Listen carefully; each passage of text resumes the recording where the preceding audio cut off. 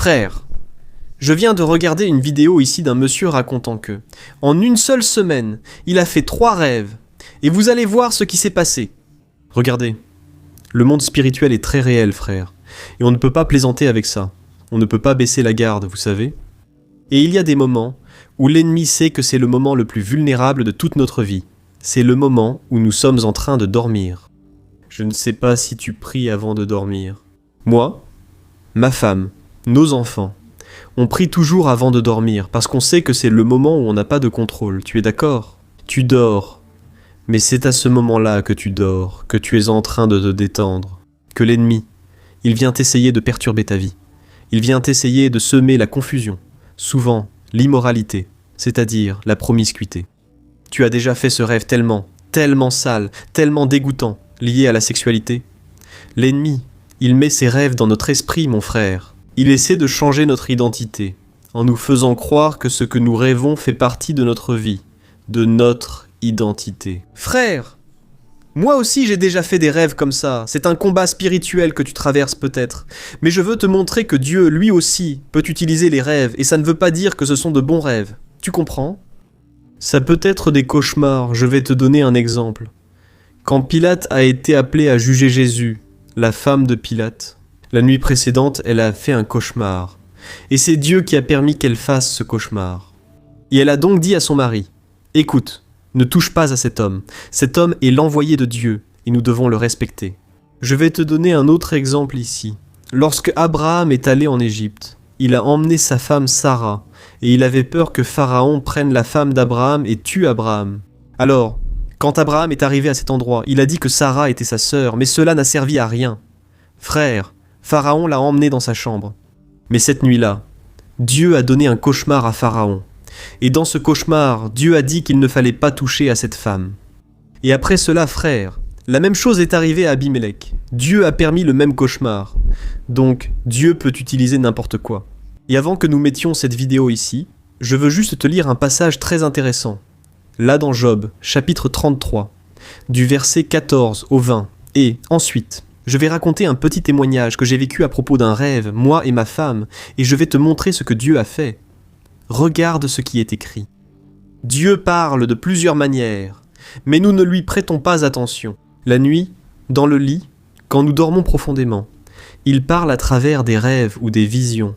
Dieu nous parle, et ses avertissements nous remplissent de crainte. Il nous parle pour que nous arrêtions de pécher, et pour que nous ne devenions pas orgueilleux. Ainsi, il nous délivre de la mort, et ne permet pas qu'on nous jette dans la tombe. D'autres fois, Dieu punit par des maladies et de fortes douleurs qui ne passent pas. Le malade perd l'appétit, et ne veut même pas voir les plats les plus délicieux. Il maigrit, s'affaiblit de plus en plus, et finit par n'être plus que peau et os. Frère, beaucoup affirment, Dieu n'autoriserait jamais le malheur dans la vie de quelqu'un. Mais Dieu est Dieu, n'est-ce pas? Il l'a pourtant permis pour Job. Ici, c'était son ami qui disait ceci. Regarde, Dieu parle de plusieurs manières, Dieu est souverain, Dieu contrôle tout, et c'est pourquoi nous devons avoir la crainte du Seigneur. Amen. Et ici, il est dit que Dieu parle quand nous sommes dans un sommeil profond. Et il ne parle pas seulement de bonnes choses, mais il parle aussi à travers de mauvaises choses. Mais je vais mettre la vidéo ici pour que tu comprennes ce que tu dois faire quand tu fais un mauvais rêve, d'accord? Et je vais juste raconter ici un détail qui m'est arrivé. À moi et à ma femme, il y a de nombreuses années, elle et moi, nous, je travaillais dans une entreprise et j'y travaillais déjà depuis environ 2 ans. Et je l'avoue, c'était l'unique revenu de notre foyer.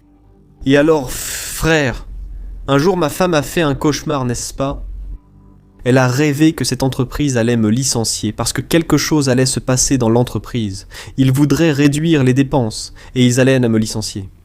Frère, à ce moment-là, quand ma femme m'a raconté, j'ai dit comme ça, je rejette ça au nom de Jésus. Je n'accepte pas, non mon amour. Que va-t-on faire de notre vie et comment sera-t-elle désormais puisque c'est notre unique moyen de subsistance? Frère, vous croyez ça? 2 jours plus tard, l'employé de cette entreprise m'a contacté et elle a fixé une réunion sur Skype pour qu'on puisse discuter. À ce moment-là, je savais déjà qu'elle allait me licencier, frère, c'était inévitable. Elle m'a dit qu'il réduisait les dépenses et qu'il mettait fin au contrat. Frère, aujourd'hui je remercie Dieu. D'abord parce que Dieu nous a prévenus. Il m'a préparé en premier, vous savez. Et Dieu fait ça avec nous, et je le remercie parce qu'après, Dieu a fermé cette porte, mais il en a ouvert une autre, bien plus grande. Alors ne méprise pas les signes, tout ce qui se passe autour de toi, et aussi dans les rêves, d'accord ? Comme je t'ai dit, tous les rêves ne viennent pas de Dieu. Bien souvent, le diable va semer ici, tu vois. La confusion, il va te faire te sentir mal au réveil, en résumé. Mais Dieu aussi est derrière beaucoup des rêves que nous faisons. Regarde la vidéo, et laisse ici ton commentaire si tu as déjà fait un rêve comme celui-ci. Ce témoignage est de Monsieur Ailton Nascimento, et regarde ce qu'il a dit. Le monde spirituel est réel, parfois on n'y croit pas. Mais reste ici. Dans cette vidéo, je vais vous raconter une expérience que j'ai eue quand je construisais cet enclos ici. En fait, je le rénovais. J'ai démonté la remise ici. Et cette semaine-là, j'ai fait 3 rêves avec d'un accident très grave. Alors j'ai parlé à celui qui m'aidait. Je lui ai même dit « Faisons attention, parce que j'ai fait 3 rêves cette semaine avec des accidents très graves. Et il peut nous arriver quelque chose ici en construisant ce corral et dans tous les accidents, j'étais impliqué dans l'accident. Et alors, qu'est-ce qui s'est passé? Je vais vous raconter ce qui s'est passé. Quand est arrivé le vendredi, j'ai rêvé d'un accident encore plus grave. Puis, à ce moment-là, un ami à moi est allé chercher du maïs pour moi. Il allait chercher du maïs pour moi. Avec la camionnette, il est entré en collision frontale avec un camion et il a fini par décéder. Et là, je me suis souvenu des 3 avertissements que j'avais eus cette semaine-là avant l'accident. Qu'est-ce que tu veux dire par là? D'accord? Quand tu reçois ces avertissements, que dois-tu faire? Moi, je ne l'ai pas fait. Tu dois prier et réprimander l'esprit de mort. Repousser. Parfois, si j'avais eu un meilleur discernement du rêve, cet événement ne serait pas arrivé à moi ou à cette personne. Je me suis senti très mal. J'ai beaucoup pleuré parce que j'ai eu 3 avertissements et je n'ai pas réussi à empêcher cet accident. Pourquoi étais-je impliqué? Parce qu'il cherchait du maïs pour moi et il allait faire 2 trajets et j'ai même dit à cette personne, écoute, trouvons un camion plus grand comme ça, on fait un seul trajet. Il m'a dit, je t'apporte ça, tu me donnes juste le carburant. C'est vraiment quelqu'un de bien, mon voisin. Et puis cette tragédie est arrivée et cette nuit-là, j'ai eu un avertissement très fort. Alors je me suis levé tout de suite, je suis allé prier et réprimander l'esprit de mort. Cette nuit, j'ai eu une vision de cercueil. Et bien au milieu de l'entrée, n'est-ce pas? Bien au milieu de la BR, en haut de la montagne, là, tout en haut de notre montagne, il y avait un cercueil et une personne que je connaissais à l'intérieur de ce cercueil. Un accident au milieu de la route, la tombe au milieu de la route, là, et la personne avait la tête complètement brisée. Cette personne est connue, je ne vais pas dire son nom pour ne pas provoquer de panique, n'est-ce pas? J'ai déjà prié, repoussant aussitôt l'esprit de la mort. Je l'ai vu dans la vision, je n'ai pas vu le visage, juste la tête baissée, grande, avec une grande épée. Donc ça veut dire que c'est un ange, non? Alors, il était en guerre spirituelle. Cet ange-là, je l'ai immédiatement réprimandé, je me suis agenouillé, j'ai prié, j'ai réprimandé ce mal. Je crois qu'il n'arrivera rien à cette personne. À cette personne que Dieu m'a montré dans le rêve, il n'arrivera rien de mal parce que j'ai réprimandé au nom de Jésus. C'est réprimandé, tu veux que je te le dise? Prie, consacre ta journée au Seigneur, demande au Seigneur la délivrance, demande la protection.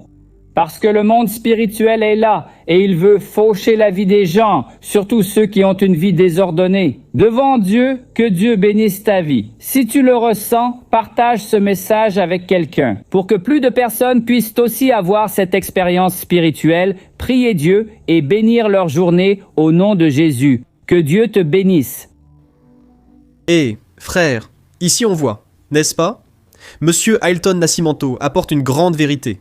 Quand on fait ce genre de rêve, il faut prier et repousser, tu comprends?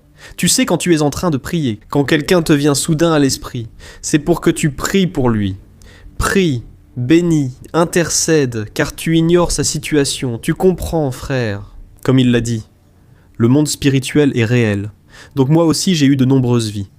Et Jésus, que Dieu bénisse la vie et la personne. Je pense à elle, et à ce moment-là je prie, parce que je ne sais pas ce qui se passe. Je demande à Dieu de bénir et protéger. Frère, Il y a un verset dans Matthieu chapitre 13, verset 25, où Jésus a dit que pendant que les serviteurs dormaient, l'ennemi est venu et a semé l'ivraie parmi le blé. Qu'est-ce que cela veut dire, frère ? L'ennemi vient semer la confusion.